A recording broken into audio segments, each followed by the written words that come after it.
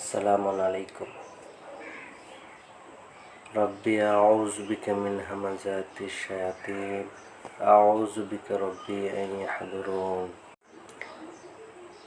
আউযু বিরাব্বিল ফালাক মিন শাররি মা খালাক ওয়া মিন শাররি গাসিকিন ইযা ওয়াকাব ওয়া মিন শাররিন নাফ্ফাসাতি ফিল উকাদ ওয়া মিন শাররি হাসিদিন ইযা হাসাদ। আউযু বিরাব্বিন নাস মালিকিন নাস ইলাহিন নাস মিন শাররিল ওয়াসওয়াসিল খান্নাস আল্লাযী ইউওয়াসওয়িসু ফিস সুদুরিন নাস মিনাল জিন্নাতি ওয়ান নাস। রাব্বিশরাহ লি সাদরি ওয়া ইয়াসসির লি আমরি ওয়াহলুল উকদাতাম মিন লিসানি ওয়া ইয়াফকাহু কওলি। রাব্বি আউযু বিকা, আশ্রয় প্রার্থনা করছি আমার রব আপনার কাছে হতে হামাযাতিন সমস্ত রকমের প্ররোচনা, শায়াতিন শয়তানদের। আউযু বিকা, আশ্রয় প্রার্থনা করছি আপনার কাছে রব্বি আমার সৃষ্টিকর্তা প্রতিপালক আন ইয়াহদুরুন তাদের সমস্ত রকমের উপস্থিতি হতে। আউযু আমি আশ্রয় প্রার্থনা করছি বিরব্বিল ফালাক সেই সৃষ্টিকর্তা প্রতিপালকের কাছে যিনি ফাটিয়ে বের করেন, মিন শাররি মা খালাক তার সৃষ্টির অনিষ্ট হতে, ওয়া মিন শাররি গাসিকিন ইযা ওয়াকাব যখন তা গভীর হয়, ওয়া মিন শাররি এবং অনিষ্ট হতে, আন-নাফ্ফাসাতি ফিল উকাদ যখন তারা ফুঁক দেয় বন্ধন সৃষ্টির জায়গাগুলোতে, ওয়া মিন শাররি হাসিদিন ইযা হাসাদ এবং সেই অনিষ্ট হতে, সেই হিংসুকের অনিষ্ট হতে যখন সে হিংসা করে। আউযু আমি আশ্রয় প্রার্থনা করছি বিরব্বিন নাস মানুষের সৃষ্টিকর্তা প্রতিপালকের কাছে, মালিকিন নাস মানুষের অধিকর্তার কাছে, ইলাহিন নাস মানুষের উপাস্যের কাছে, মিন শাররি ওয়াসওয়াসিল খান্নাস এবং অনিষ্ট হতে তার কুমন্ত্রণা, আল্লাযী ইউওয়াসওয়িসু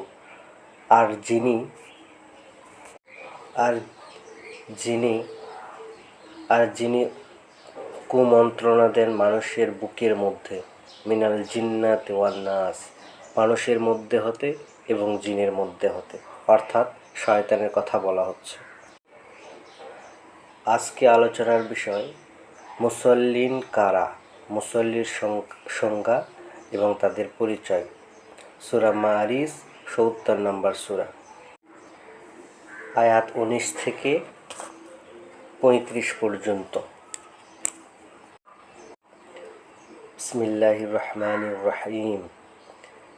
ইন্নাল ইনসানা খুলিকা হালুয়া ইযা মাসসাহুশ শাররু জাজুআ ওয়া ইযা মাসসাহুল খায়রু মানুআ ইল্লাল মুসাল্লিন আল্লাযীনা হুম আলা সালাতিহিম দাইমুন ওয়াল্লাযীনা ফী আমওয়ালিহিম হাক্কুম মা'লুম লিস-সাইলি ওয়াল মাহরুম ওয়াল্লাযীনা ইউসাদ্দিকুনা বিয়াউমিদ্দীন ওয়াল্লাযীনা হুম মিন আযাবি রাব্বিহিম মুশফিকুন ইন্না আযাবা রাব্বিহিম গায়রু মা'মুন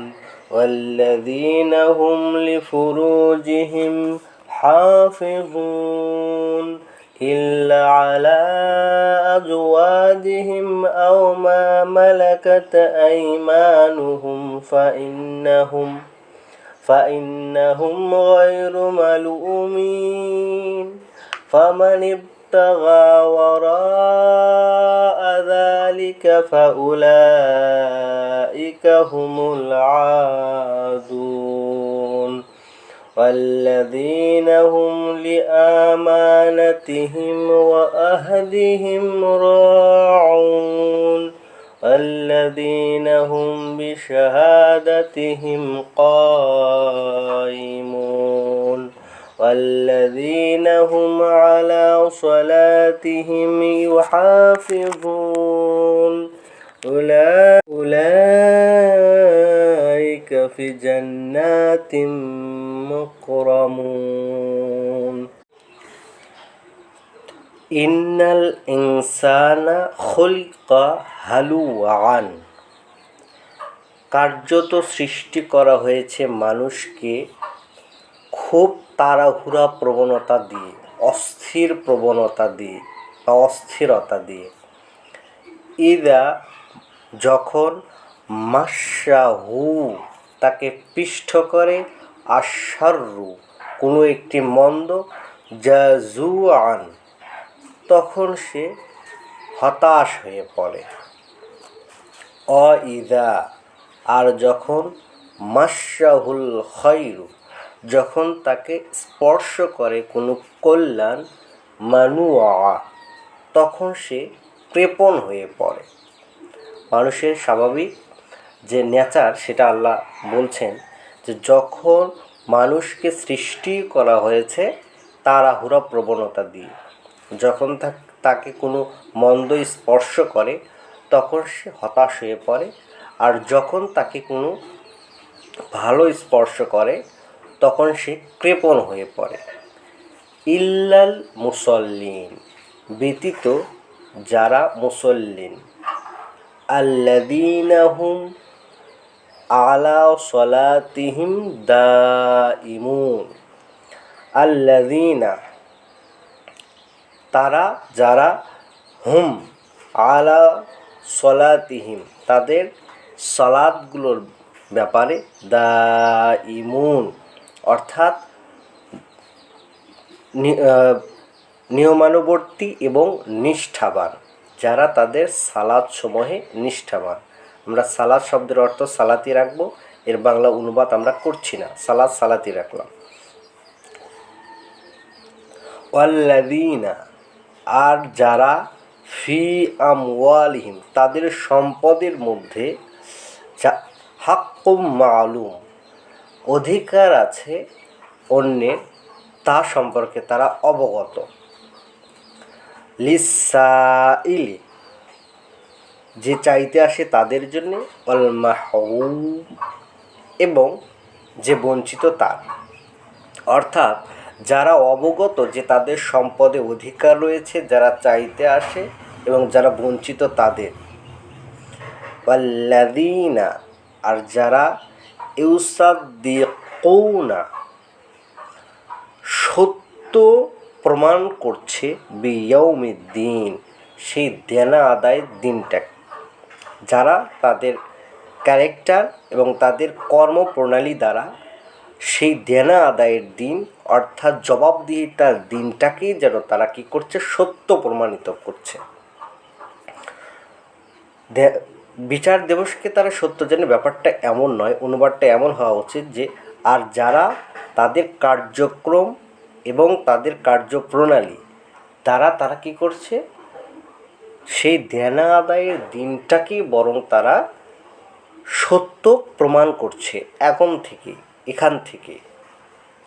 ওয়াল্লাযীনা হুম আর তারাই যারা, মিন আযাবি রব্বিহিম তাদের সৃষ্টিকর্তা প্রতিপালকের শাস্তি সম্পর্কে, মুশফিকুন একদম ভীত সন্ত্রস্ত, যারা তাদের প্রতিপালকের আযাব সম্পর্কে ভীত। ইন্না আযাবা রব্বিহিম কার্যত তাদের সৃষ্টিকর্তা প্রতিপালকের শাস্তি, গায়রা মা'মুন এমন তো নয় যে তার থেকে নিঃসংকোচে থাকা যায়। অর্থাৎ তারা তাদের সৃষ্টিকর্তা প্রতিপালকের শাস্তি সম্পর্কে একদম ভীত সন্ত্রস্ত, কেননা তাদের সৃষ্টিকর্তা প্রতিপালকের শাস্তি সম্পর্কে কেউ নিঃসংকোচে থাকতে পারে না। ওয়াল্লাযীনা হুম, আর তারাই যারা লিফুরুজিহিম, অবশ্যই তাদের চারিত্রিক দৃঢ়তা বা তাদের যৌনাঙ্গ ব্যাপারে হাফিজুন, একদম রীতিমতো পাহারাদার, যারা তাদের চরিত্র অথবা তারা তাদের যৌনাঙ্গ সমূহের ব্যাপারে রীতিমতো পাহারাদার, হাফিজুন রীতিমতো পাহারাদার। ইল্লা ব্যতীত, আলা আজওয়াজিহিম, তাদের স্ত্রীদের ব্যাপারে, আও অথবা মা মালাকাত আইমানুহুম, অথবা যারা কি হয়েছে, যারা অধিকৃত হয়েছে বিশ্বাসের সূত্রে তাদের, অর্থাৎ বিশ্বাসের সূত্রে যারা তাদের হস্তগত হয়েছে তারা এবং তাদের স্ত্রীদের ছাড়া ব্যতীত তারা কি তাদের যৌনাঙ্গ সমূহকে বা সেক্সুয়াল পার্ট সমূহকে একদম রীতিমতো পাহারা দেয়। ফাইন্নাহুম গায়রা মালুমিন, এ ব্যতীত তারা যদি অন্য কোনো কিছু করে তবে তা অবশ্যই এদের ক্ষেত্রে নিন্দনীয় হবে না। ফামান ইবতাগা, অতঃপর যে সন্ধান করবে, অরআ, এর বাহিরে, অর্থাৎ তাদের স্ত্রী এবং বিশ্বাসের সূত্রে যারা তাদের হস্তগত হয়েছে তাদের মধ্যে যাদের তারা বিবাহ করেছে, এছাড়া তারা যদি অন্যদের কামনা করে, যালিকা, ওইটি, ফাউলাইকা, ওরা তো তখন তাই হবে, হুমুল আদুন, যারা সীমা লঙ্ঘন করেছে তাদের সৃষ্টিকর্তা প্রতিপালকের সাথে। ওয়াল্লাযীনা হুম, আর যারা, আর ওরাই তারা যারা লি আমানাতিহিম, আমানত মানে কথা দেওয়া বা কোনো আমানত, ওয়া আহদিহিম, এবং অঙ্গীকারের ব্যাপারে রাউন, একদম রাখালের মতো দেখভাল করে, তাদের আমানত এবং অঙ্গীকারকে রাখালের মতো দেখভাল করে। অর্থাৎ রাখাল যেমন তার মেষ বা তার যে মানে ভেড়ার পাল যেটাই বলুন না কেন বা উটের পাল, তাদের যেভাবে দেখাশোনা করে রাখে, তারাও তাদের আমানত এবং অঙ্গীকারকে তেমনইভাবে দেখাশোনা করে রাখে। আল্লাযীনা হুম, আর ওরা তো তারাই যারা বিশাহাদাতিহিম, তাদের সাক্ষ্যর ব্যাপারে কায়িমুন, একদম রীতিমতো তারা সত্য সাক্ষ্যের ব্যাপারে দণ্ডায়মান। তারা যখন সাক্ষ্য দেয়, সত্য সাক্ষ্য দেয় এবং সাক্ষ্যের ওপর তারা রীতিমতো দাঁড়িয়ে যায়। ওয়াল্লাযীনা হুম, আর ওরা তো তারাই যারা আলা সলাতিহিম, তাদের সলাৎগুলোর ব্যাপারে ইউহাফিজুন, খুবই যত্নবান এবং নিয়মিত। উলাইকা, ওরা তো তারাই যারা ফি জান্নাতিম মুকরামুন, হবেন সম্মানিতদের অন্তর্ভুক্ত সেই বসবাসের উদ্যানে, অর্থাৎ জান্নাতে। তাহলে এখানে আল্লাহ মুসল্লিদের একটা সংজ্ঞা নির্ধারণ করে দিলেন 19 নম্বর আয়াত থেকে 35 নম্বর আয়াত পর্যন্ত। তাহলে তিনি কি বললেন, যে কার্যত মানুষকে সৃষ্টি করা হয়েছে তাড়াহুড়া প্রবণতা দিয়ে। যখন তাকে পিষ্ট করে কোনো মন্দ তখন সে হতাশ হয়ে পড়ে, আর যখন তাকে স্পর্শ করে কোনো কল্যাণ তখন সে অকৃতজ্ঞ বা কৃপণ হয়ে পড়ে, কিন্তু মুসল্লিন ব্যতীত। তাইলে এই যে মানুষের স্বাভাবিক যে অ্যাটিটিউড, বৈশিষ্ট্য, এই বৈশিষ্ট্যের বাহিরে যারা তারাই মুসল্লি, এটা মুসল্লিদের ক্ষেত্রে ঘটে না। অর্থাৎ মুসল্লিরা তাড়াহুড়া প্রবণ নয়, তাদের মন্দ স্পর্শ করলে তারা হতাশ হয় না, ভালো স্পর্শ হলেও তারা কৃপণ হয় না। ইল্লাল মুসল্লি, ব্যতীত যারা মুসল্লি, আল্লাযীনা হুম আলা সলাতিহিম দাইমুন, দাইমুন শব্দের অর্থ যত্নবান এবং নিয়মিত। নিয়মিত যত্নবান মানে রেগুলার, যারা তাদের সালাদগুলোর ব্যাপারে রেগুলার বা নিষ্ঠাবান রেগুলার এবং প্রাত্যহিক যে রুটিনটা তারা ফলো করে আর কি, মানে তারা নিয়মিত সালাতের ব্যাপারে তাদের সালাতের ব্যাপারে নিয়মিত। আর তারা জানে যে তাদের সম্পদে অধিকার রয়েছে অন্যের, এ সম্পর্কে তারা অবগত। কাদের অধিকার রয়েছে? লিসাইল ওয়াল মাহরুম, যারা চাইতে আসে অর্থাৎ যারা সাইল চাইতে আসে, আল মাহরুম এবং যারা বঞ্চিত, তারা জানে যে তাদের সম্পদে অন্যের অধিকার আছে, এটা তাদের অবগত, এই সম্পর্কে তারা জানে। তাহলে মুসল্লিদের যে ক্যারেক্টার আল্লাহ বর্ণনা করছেন, ফার্স্ট হচ্ছে আল্লাযীনা হুম আলা সলাতিহিম দাইমুন, আর যারা তাদের সালাতগুলোর ব্যাপারে নিয়মিত এবং যত্নবান, নিষ্ঠাবান, সালাতের ব্যাপারে নিয়মিত এবং নিষ্ঠাবান। 2 নাম্বার হচ্ছে যারা জানে যে তাদের সম্পদে অধিকার রয়েছে অন্যের, এটা তাদের হচ্ছে যে জানা, এটা তাদের অবগতিতে আছে। কাদের আছে?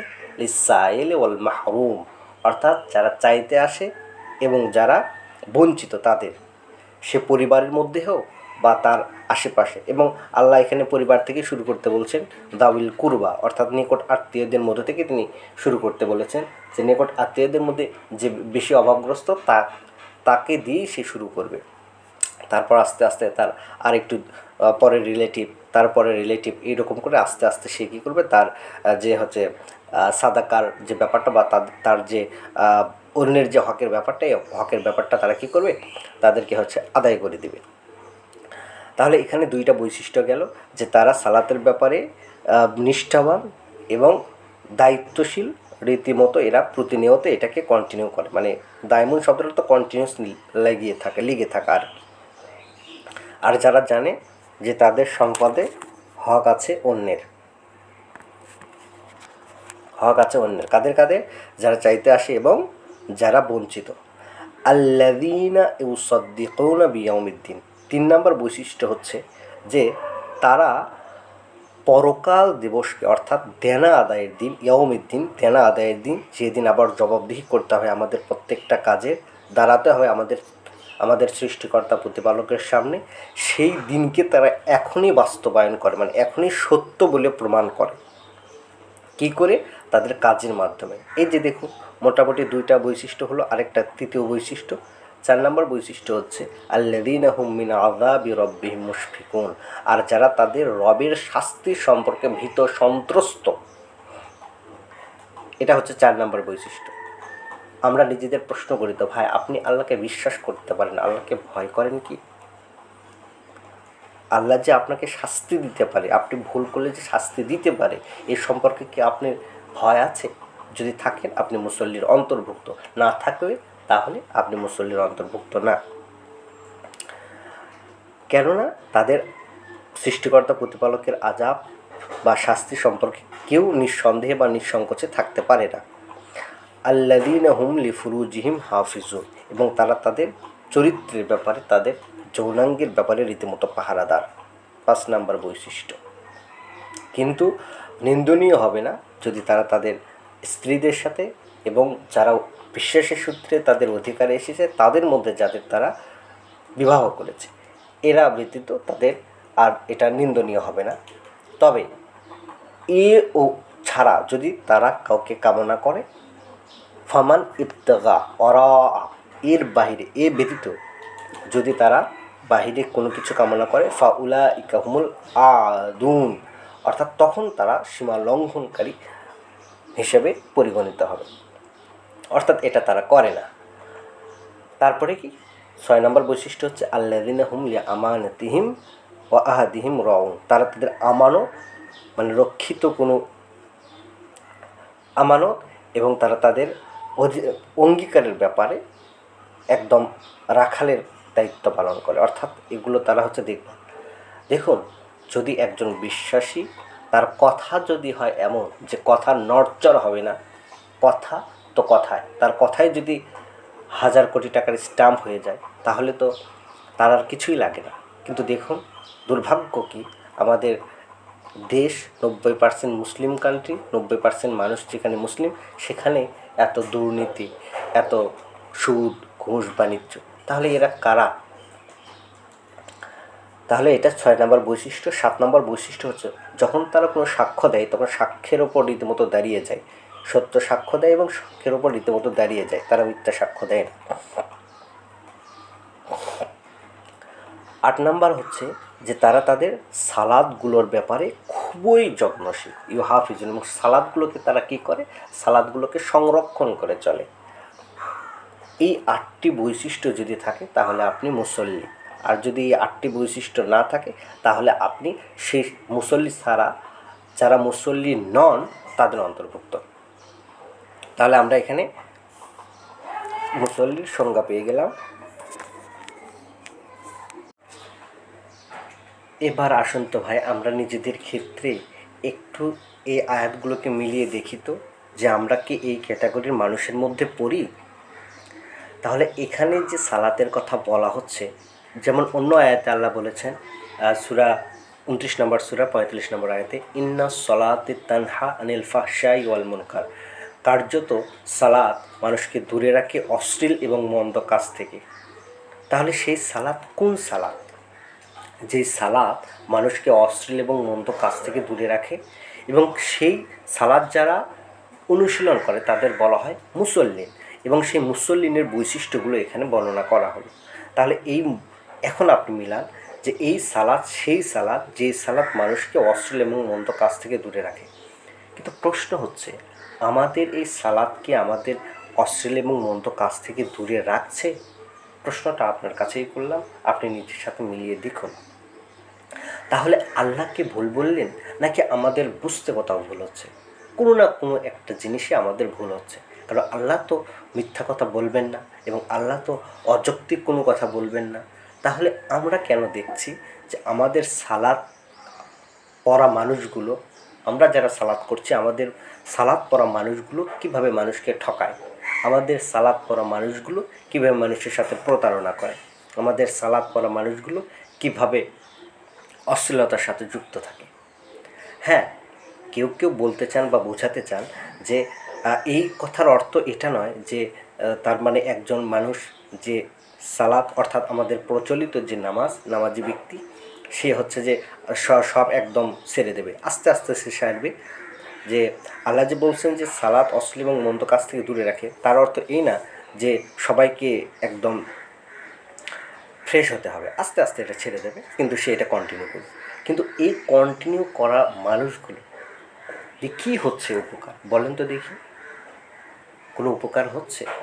তাহলে আমাদের আসলে বুঝতে ভুল হচ্ছে যে সালাত শব্দের অর্থ বা সালাত মানে যা বোঝাতে চাচ্ছেন আল্লাহ, হয়তো আমরা সেটা বুঝতে পারছি না, অথবা আমাদের যে সালাদটা এটা তো কার্যকরী সালাদ নয়। যদি তাই হতো তাহলে এই 90% মুসলিম দেশ, এখানে তো সবাই তো, এটা তো জান্নাত হওয়ার কথা ভাই, আমাদের এই দেশ তো তাহলে জান্নাত হওয়ার কথা। যেখানে 90% মানুষ মুসলিম, তাহলে সেখানে সুদ চলবে না, ঘুষ চলবে না, জিনা চলবে না, অশ্লীলতা চলবে না, মানুষ মানুষের সাথে হচ্ছে সুন্দর কথা বলবে, সুন্দর উপদেশ দেবে, অন্যকে সাহায্য করবে। কই, তা তো দেখতে পাচ্ছি না। কিন্তু নামাজি তো ঠিকই দেখতে পাচ্ছে, নামাজি মানুষের তো অভাব নেই, কিন্তু এগুলো খুবই অভাব, যারা মানুষের সাথে কথা রাখে না। এবং সবচেয়ে নিকৃষ্ট জাতি এই বাঙালি জাতি, এই আমাদের দেশ, এই ভারতীয় উপমহাদেশের মানুষগুলো সবচেয়ে নিকৃষ্ট মানুষ, যারা মানুষের সাথে কথা দিয়ে কথা রাখে না। তাহলে আমাদের যে এই প্র্যাকটিসটা, তাহলে প্র্যাকটিসটা অবশ্যই ভুল হচ্ছে, নতুবা আমাদের কোথাও বুঝতে ভুল হচ্ছে যে আল্লাহ সালাত বলতে কী বুঝিয়েছে আর আমরা সালাত বলতে কী বুঝছি। তাহলে বুঝুন, সালাত আদায় করা ব্যক্তি অর্থাৎ মুসল্লিন, তিনি কিন্তু তার সালাতের ব্যাপারে নিয়মিত, এবং তিনি জানেন যে তার সম্পদে মানুষের হক আছে, এবং সে হক টাকার যে চাইতে আসে এবং যে বঞ্চিত।